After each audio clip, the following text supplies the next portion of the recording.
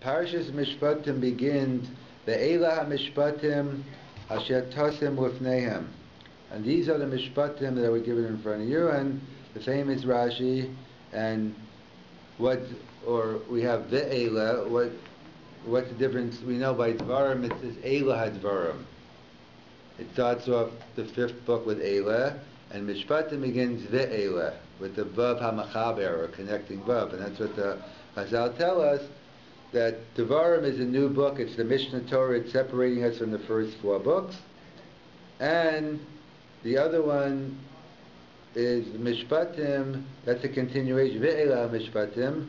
That we just got the Torah, the Aseres HaDibros, and there's a connection. This is just like the Aseres HaDibros were given with the Kolos and Prakim, so to the Mishpatim. And we know, as the Ramban mentions, that the two tablets, Mitzvahs Be'amul Makom and Mitzvahs Be'adam L'Chaveiro. So now the Mishpatim deal with the commandments Be'adam L'Chaveiro.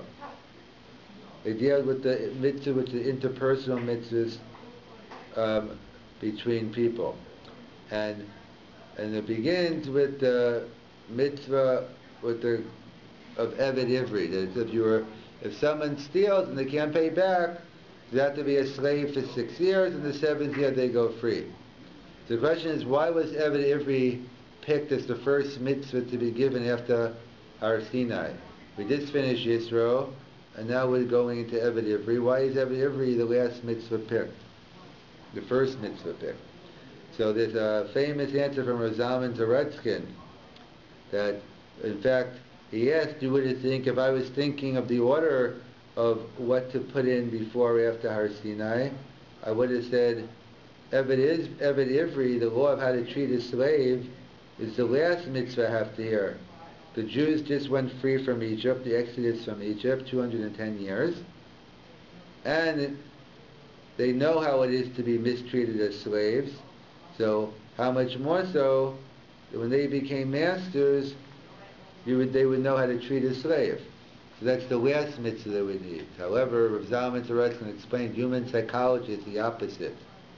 That the truth is they're the most dangerous. Because really you feel it's payback time. You know what? I spent all my time, I was a slave, I was abused. Now it's my chance for payback. Now I'm going to go back and take care of everything. And we see it throughout in the world. The third world countries, revolutions, and then the people take over, end up treating the people worse, because that's the human condition. That's something that we used to. So that's how they point out it's the first mitzvah given right after Har Sinai. And the Ramban writes it's an allusion to Almuna, that 6 days a week, the 7th day is Shabbos, and that's why we find as well, regarding the mitzvah of slaves as well, the mitzvah of Shiluach Avadim were given, the Yerushalmi writes, I think it's in Parashat Bo, based on Vayitzaves B'nai Israel, that he commanded them in freeing their slaves. Like, what do you mean freeing their slaves? They don't have slaves now. So the commentator explained that no, he commanded them now, so now they should realize the feeling you have now when you're a slave. I want you to make sure keep the feeling that you know how to treat slaves properly. In fact, Moshe Rabbeinu, he was the ultimate at that, because Moshe Rabbeinu, in fact, Paro said, I'm not afraid that now that Moshe Rabbeinu is the leader of the Jewish people, I'm not afraid they're going to leave and go into Mitzrayim, because they're going into Mitzrayim because they pointed out that Moses himself wasn't a slave in Egypt, and so he wouldn't care. He was up in the palace, so he's not going to care about, or he's not going to be able to relate to slavery, and therefore he's not going to feel the pain of the Jewish people. And we see it was just the opposite. But Moshe was like God. He saw the pain of the Jewish people, and he saw it throughout. He was involved throughout, and he was involved with different incidents with Dasan Aviran, etc.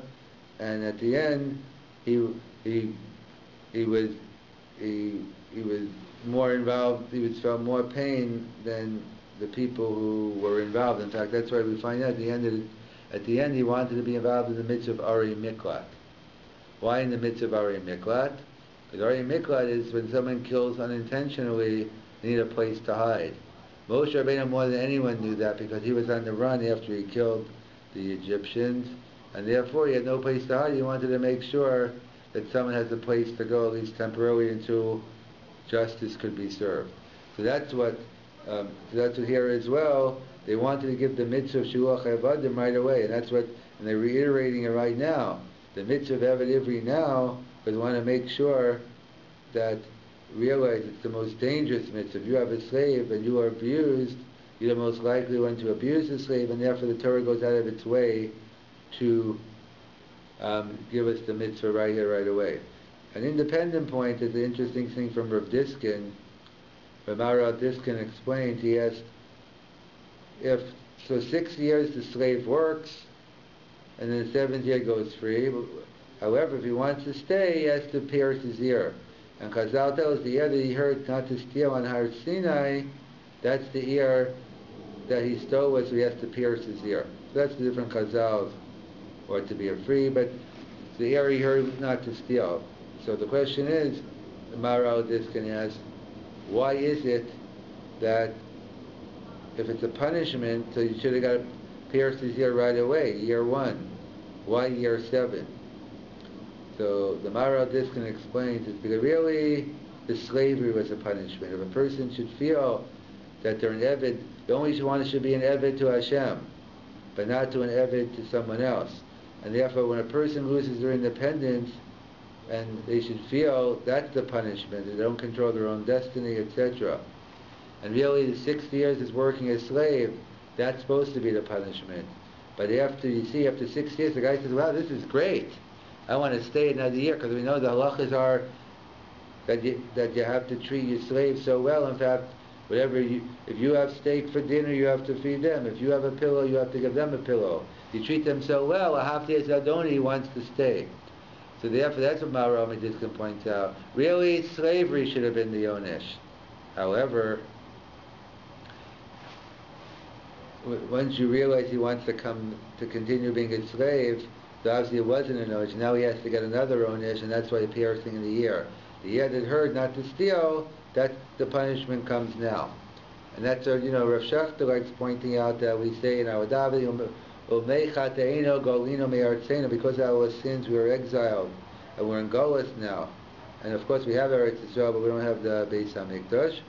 And therefore, now that we have Eretz Yisrael, so it's very important to appreciate that we have it.